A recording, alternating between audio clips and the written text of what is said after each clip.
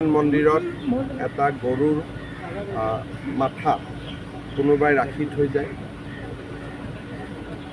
হিন্দু মুছলিম সকলো মানুহ আহে, পিছ কমিটি কথা বতৰা পাতে, ভালে ভালে সবখিনি হৈ যায়। নেক্সট দিনাখন আকৌ তাতে গৰুৰ মাথা আকৌ ৰাখে। তাৰপিছত ৰাতি শিল পাথৰ মাৰা কাম চলি আছে। আৰু সবচে ডাঙৰ কথা যে ঈদৰ আগদিনা ধুবুৰীত 3খন খুব নবীন বাংলা বুলি, যি নেকি বাংলাদেশত ধুবুৰী জিলাখন ইনক্লুড কৰিব লাগে বুলি ইয়াতে পোষ্টাৰ মাৰিছিল 3টা। আৰু 3টা পোষ্টাৰৰে আপোনালোকে যদি চাই তেতিয়াহ'লে তাত বেলেগ বেলেগ ধৰণৰ পোষ্টাৰবিলাকত কথা লিখা আছিলে, যিখিনি মোৰ নলেজলৈকে আহিছে। আপোনালোকক যদি মই পোষ্টাৰখিনি দেখুৱাওঁ, এখনত আছে তুমিও হবে শহীদ, তোমাৰ ৰক্তও হবে বাংলাৰ স্বাধীনতাৰ বীজ, নবীন বাংলা। তাৰপিছত এটা আছে পোষ্টাৰ,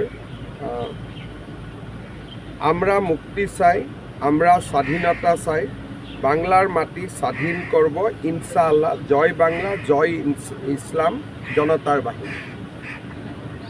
এই আৰু একটা পোষ্টাৰ আহিছে,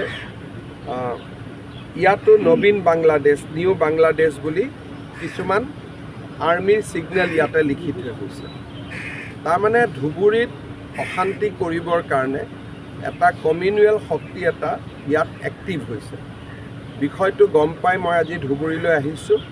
ধুবুৰীত ৰাতি শ্বুট এণ্ড চাইট অৰ্ডাৰ দিয়া হৈছে।